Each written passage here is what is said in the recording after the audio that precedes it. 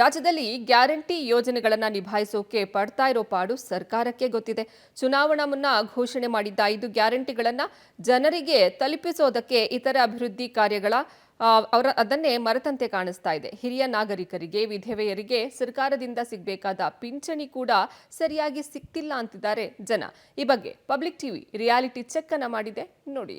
ಪಿಂಚಣಿ ಹಣ ಸಿಗದೆ ಕಂಗಾಲಾಗಿರೋ ವೃದ್ಧರು 2 ತಿಂಗಳಿಂದ ವಿಧವಾ ವೇತನವೂ ಬಂದಿಲ್ಲ. ಪಿಂಚಣಿ ಕೊಡಿ ಸ್ವಾಮಿ, ಪಿಂಚಣಿ. ಎಸ್, ಸರ್ಕಾರ 60 ವರ್ಷ ಮೇಲ್ಪಟ್ಟವರಿಗೆ, ವಿಧವೆಯರಿಗೆ ಪ್ರತಿ ತಿಂಗಳು ಒಂದಷ್ಟು ಅನುಕೂಲವಾಗಲಿ ಅನ್ನೋ ಉದ್ದೇಶದಿಂದ ಪೆನ್ಷನ್ ನೀಡುತ್ತಿದೆ. ವಿಧವಾ ವೇತನವಾಗಿ ಮಾಸಿಕ 800 ರೂಪಾಯಿ ಮತ್ತು ವೃದ್ಧಾಪ್ಯ ವೇತನವಾಗಿ ಪ್ರತಿ ತಿಂಗಳು 1200 ನಿಗದಿ ಮಾಡಿದ್ದು, ಇದು ಈಗ ಸರಿಯಾಗಿ ಬರ್ತಿಲ್ಲ ಅನ್ನೋ ಮಾತುಗಳು ರಾಜ್ಯದಲ್ಲಿ ಕೇಳಿ ಬರ್ತಿದೆ. ಇದಕ್ಕೆ ಕೆಲ ಉದಾಹರಣೆಗಳು ಇಲ್ಲಿದೆ ನೋಡಿ. ಕೇಸ್ ಸ್ಟಡಿ 1, ವೃದ್ಧಾಪ್ಯ ವೇತನ. ಇವರ ಹೆಸರು ಫಕ್ರಿಲಾ ಖಾನ್ ಅಂತ. ಕಳೆದ 5 ತಿಂಗಳಿಂದ ಪೆನ್ಷನ್ ಬಂದಿಲ್ವಂತೆ. ಇವರದ್ದು ಮಾತ್ರವಲ್ಲ, ಇವರ ಪತ್ನಿಯ ಪೆನ್ಷನ್ ಕೂಡ ಬಂದಿಲ್ಲ ಅಂತಿದ್ದಾರೆ. ಸರ್ಕಾರದಿಂದ ಏನೋ ಅನುಕೂಲ ಮಾಡಿಕೊಟ್ಟವ್ರೆ ಪೆನ್ಷನ್ ಕೊಡೋಕೆ, ಆದರೆ ಪೆನ್ಷನ್ ಬರ್ತಾ ಇಲ್ಲ. ಬ್ಯಾಂಕ್ಗೆ ಹೋಗಿ ಕೇಳಿದ್ರೆ ಬಂದಿಲ್ಲ ಅಂತಾರೆ. 5-6 ತಿಂಗಳಿಂದ ಬಂದಿಲ್ಲ. ಈ ಅಧಿಕಾರಿಗಳು ಕಣ್ಮುಚ್ಕೊಂಡು ಕೂತಾರೆ. ಸರ್ಕಾರದೇನೋ ಅನುಕೂಲ ಮಾಡಿಕೊಡ್ತಾರೆ. ಈ ಮಧ್ಯಂತರ ಅಧಿಕಾರಿಗಳಿದ್ದಾರಲ್ಲ, ಅವ್ರಿಗೆ ಬೇಜವಾಬ್ದಾರಿ. ಅವ್ರಿಗೆ ಈ ಮಾಮೂಲಿ ಕೊಟ್ಟರೆ ಕೆಲಸ ಮಾಡ್ತಾರೆ, ಮಾಮೂಲಿ ಕೊಡಲಿಲ್ಲ ಅಂತ ಹೇಳಿದ್ರೆ ಅವ್ರು ಏನು ಕೆಲಸ ಮಾಡೋದಿಲ್ಲ. ಕೇಸ್ ಸ್ಟಡಿ 2, ವಿಧವಾ ವೇತನ. ಲಕ್ಷ್ಮಿ ಅನ್ನೋ ಈಕೆಗೆ ಸರ್ಕಾರ ವಿಧವಾ ವೇತನ ನೀಡುತ್ತಿದೆ. ಆದರೆ ಕಳೆದ 4 ತಿಂಗಳಿಂದ ವಿಧವಾ ವೇತನ 800 ರೂಪಾಯಿ ಖಾತೆಗೆ ಜಮೆ ಆಗಿಲ್ಲ ಎಂದು ಅಳಲು ತೋಡಿಕೊಂಡಿದ್ದಾರೆ. ವಿಡೋ ಪೆನ್ಷನ್ ಬರ್ತಿತ್ತು, ಇನ್ನೂ ಬರ್ತಾ ಇಲ್ಲ. ಯಾವುದು ಆಯ್ತು, 4-5 ತಿಂಗಳಾಯ್ತು, ಬಂದಿಲ್ಲ.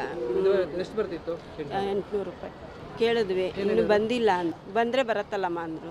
ಏನ್ ಸರ್ ಹಿಂಗ್ ಮಾಡಿದ್ರೆ ಹೆಂಗೆ? ನಾವು ಅದನ್ನ 4-5 ತಿಂಗಳಾಯ್ತು. ಕೇಸ್ ನಂಬರ್ 3, ವೃದ್ಧಾಪ್ಯ ವೇತನ. ನನಗೆ ಮೊದಲು ಸೆಂಟ್ರಲ್ ಬ್ಯಾಂಕ್ ಅಕೌಂಟ್ಗೆ ಹಣ ಬರ್ತಿತ್ತು. 3 ತಿಂಗಳು ಪಿಂಚಣಿ ಹಣವೇ ಸಿಗಲಿಲ್ಲ. ಆಮೇಲೆ ನಾಡ ಕಚೇರಿಗೆ ಹೋಗಿದ್ದೆ.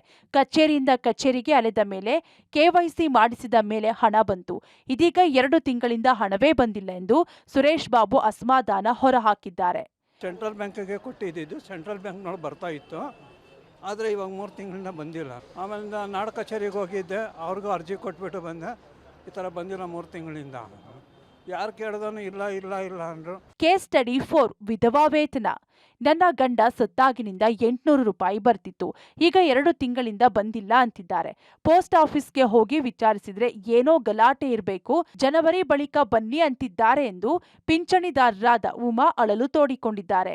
ಅದೇ ನಮ್ಗೆ 800 ರೂಪಾಯಿ ಬರ್ತೈತೆ ಅಷ್ಟೇ. ಗಂಡ ಸತ್ತೋತಾವಿಂದನು ಆಲೆ ಹೋದ ತಿಂಗಳಿಂದ ಬಂದಿಲ್ಲ ಸರ್. ಪೋಸ್ಟ್ ಆಫೀಸ್ ಅಲ್ಲೇನೆ ಇನ್ನು ಬಂದಿಲ್ಲಮ್ಮ ಅಂತದ್ದು.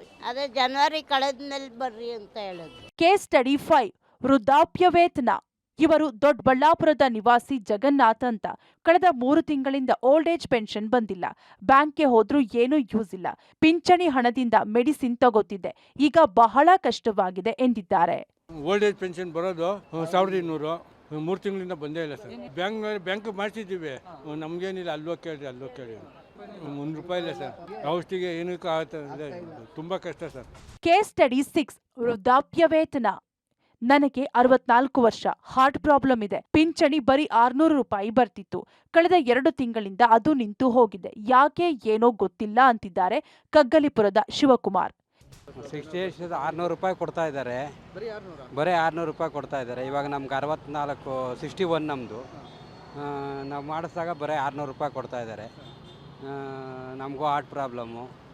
ಜೊತೆಗೆ ನಮಗೆ 1 ತಿಂಗಳು, ಹೋದ ತಿಂಗಳಿಂದ ಬಂದಿಲ್ಲ. ಹೋದ ತಿಂಗಳು ಈ ತಿಂಗಳು ಬರಬೇಕು, 2 ತಿಂಗಳದ್ದು ಬರಬೇಕು. ಕೇಸ್ ಸ್ಟಡಿ 7, ವೃದ್ಧಾಪ್ಯ ವೇತನ. ಇವರ ಹೆಸರು ಆರಾಧ್ಯ ಅಂತ. ಇವರಿಗೆ ಇಲ್ಲಿಯವರೆಗೆ ಯಾವುದೇ ಪಿಂಚಣಿ ಬರ್ತಿಲ್ಲ. ಇವರು ಪಿಂಚಣಿಗೆ ಅಪ್ಲೈ ಮಾಡಿಲ್ಲ. ಆದ್ರೆ ಇವರ ಕುಟುಂಬದವರಿಗೆ 4-5 ತಿಂಗಳಿಂದ ಪಿಂಚಣಿಯೇ ಬರ್ತಿಲ್ಲ. ಇವರದ್ದು ಯಾವ ಗ್ಯಾರಂಟಿ? ಒಂದೇ ಗ್ಯಾರಂಟಿ ಅಂತಿದ್ದಾರೆ ಈ ಹಿರಿ ಜೀವ. ಸರಿಯಾಗಿ ಬರ್ತಾ ಇಲ್ಲ. ಕೆಲವ್ರಿಗೆಲ್ಲ ತೆಗೆದು ಬಿಟ್ಟಿದ್ದಾರೆ. ನಮ್ಮ ರಿಲೇಷನ್ಸ್ ಅಲ್ಲಿ 1-2-3 ಮಾಡಿಸಿದ್ವಿ, ಯಾರಿಗೂ ಬರ್ತಿಲ್ಲ. ಎಲ್ಲ 70-71 ವರ್ಷ ದಾಟಿರೋರು. ಇನ್ನು ಮುಂದೆ ಇದೇ ಥರ ಆಗ್ತಾ ಹೋಗುತ್ತೆ. ಏನು ಮಾಡೋಕ್ಕಲ್ಲ. ಈ ಎಲ್ಲ ಗ್ಯಾರಂಟಿಗಳು ಕೊಟ್ಟು ಇವು ಸಾಯೋದೊಂದೇ ಗ್ಯಾರಂಟಿ ಇರೋದು ಜನಗಳಿಗಿನ್ನ. ನೋಡಿದ್ರಲ್ಲ, ಇದು ಜಸ್ಟ್ ಸ್ಯಾಂಪಲ್ ಅಷ್ಟೇ. ಲಕ್ಷಾಂತರ ಜನ ಇದೇ ಪಿಂಚಣಿಯ ಹಣವನ್ನ ತಮ್ಮ ಮಾಸಿಕ ವೆಚ್ಚವಾಗಿ ಬಳಸ್ತಿದ್ದಾರೆ. ಔಷಧಿಗೋ ತಮ್ಮ ವೈಯಕ್ತಿಕ ಖರ್ಚಿಗೋ ಇದರಿಂದ ಏನೋ ಒಂಚೂರು ಸಹಾಯ ಆಗ್ತಿತ್ತು. ಈಗ ಅದು ಕೂಡ ಸರಿಯಾಗಿ ಸಿಗ್ತಿಲ್ಲ. ಈ ಸರ್ಕಾರಕ್ಕೆ ಏನ್ ಹೇಳೋದು ಅಂತಿದ್ದಾರೆ. Maruti Bellur, public TV, Bengaluru.